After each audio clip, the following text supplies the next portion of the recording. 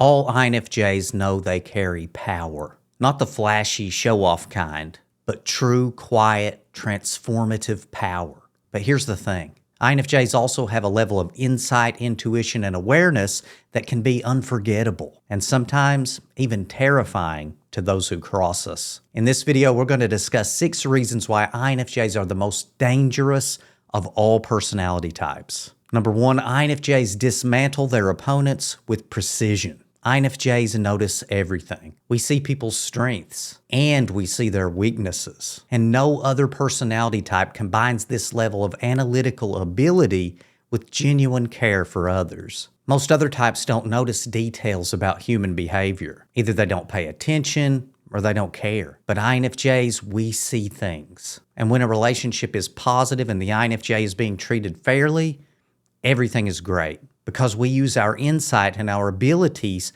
to help others grow. But when someone betrays or mistreats an INFJ, they step into a world they were not prepared for. Because INFJs also have the ability to turn the tables on fake people and abusers. And that's because us INFJs see the weaknesses that these other people need to work on. And we have the ability to blow that person out of the water by revealing their weaknesses to them. And trust me, these abusers have never seen anything like this before. And as the INFJ cuts these people down to size with dazzling truth and facts, they will know that the INFJ truly sees them, perhaps even better than they see themselves. And we do this not out of malice, but out of self-preservation. In other words, we're actually just defending ourselves from attack when we do this by using the sword of justice. Number 2, INFJs can see others' future failures. Now here's where it gets really intense. Because we notice these patterns in others, we can predict where someone's poor choices, blind spots, or limitations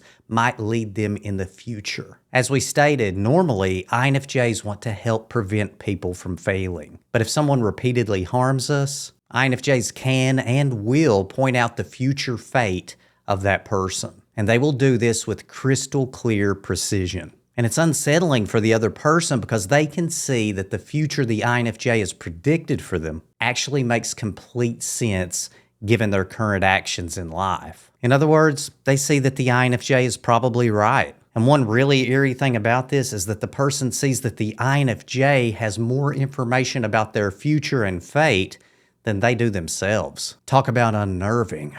Number 3, the INFJ Rage. INFJs are patient. INFJs are tolerant, but push us too far and our INFJ anger emerges. Now it's important to know, when INFJs are truly angry, it's not random or chaotic. It's focused, intelligent, and backed by facts that we've carefully gathered. In other words, it's based on truth and justice. And I'm going to be honest, you have not experienced true fury until you've seen an INFJ unleash some rage. I'll tell you that much. But here's the empowering part. It's rare and it's deliberate. It's a tool for justice, not mindless harm. We want the world to be fair and we want everyone to be treated as they should be treated. And we will call out people who are abusing or harming the innocent. Number 4, INFJs are chameleons. When someone repeatedly treats an INFJ unfairly, we have the unique ability to reflect that behavior back in a way that mirrors exactly what was done to us. I remember playing basketball when I was younger, and being a smaller player, I'd often get fouled just trying to take the ball to the basket. And sometimes, if it got bad enough, I would respond by fouling the other player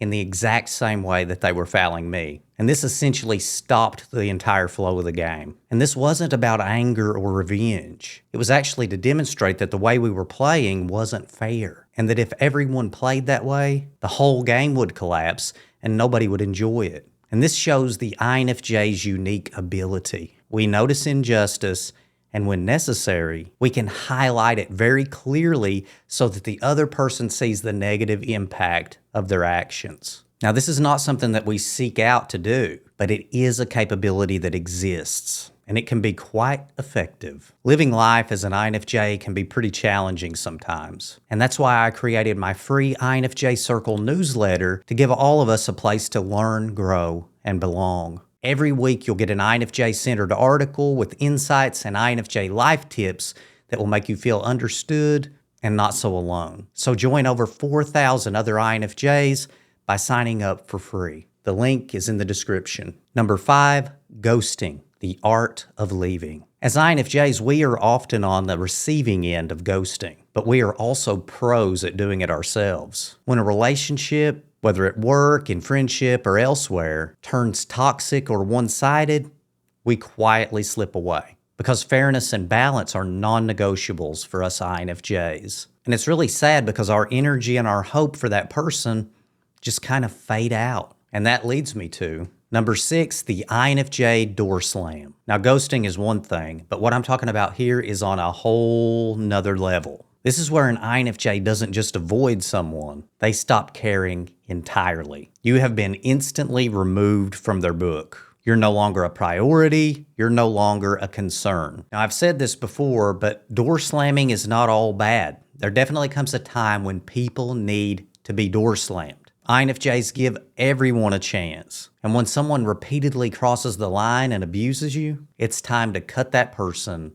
out of your life. And this isn't cruel. It's an act of self-preservation. The truth is, if an INFJ feels pushed to door slam someone, chances are that person should have been removed long ago. And walking away now is the healthiest choice for everyone involved. And us INFJs, we should really be grateful for this door slam ability. It's a built-in power that protects our well-being, and it is one of the strongest tools we have, even if some people on the internet might see it as a dark side trait. We don't necessarily need to hit people with our cutting and truthful remarks every time, and whether that's necessary in a given situation, I'll kind of leave up to you. But when necessary, we do need the ability to get out of Dodge. I mean, imagine where your life would be if you allowed people to constantly mistreat or bully you. Your confidence would plummet, your stress would skyrocket, and your overall happiness would definitely suffer. So that's why this ability is crucial. Us INFJs, we are naturally patient and we give others countless chances. But there's a time to apply our gifts and a time to step away from harmful situations. There's a time to deliver justice, to stand up for the vulnerable, and then there's also a time to stand up for ourselves. And we should recognize this power within us because it safeguards our mental health and prevents others from taking advantage of us. Here's one tip for you. The sooner an INFJ cuts ties with toxic or malicious people, the less pain and stress they will endure. And the key to that is being super honest from the beginning. So if someone's pressuring you to do something you don't want to do, let them know you don't want to do it. Whether it's attending social events or participating in activities that drain you, you have every right to say no. And the people you interact with, they should respect your thoughts, opinions, and boundaries as much as you respect theirs. That's only fair. And sure, not everyone will like you, but the people who do stick around will appreciate and value the real, authentic INFJ that you are. And those are the only relationships that truly matter. If you want to know a little bit more about INFJs and why we sometimes struggle to find like-minded people to be friends with, watch this video next.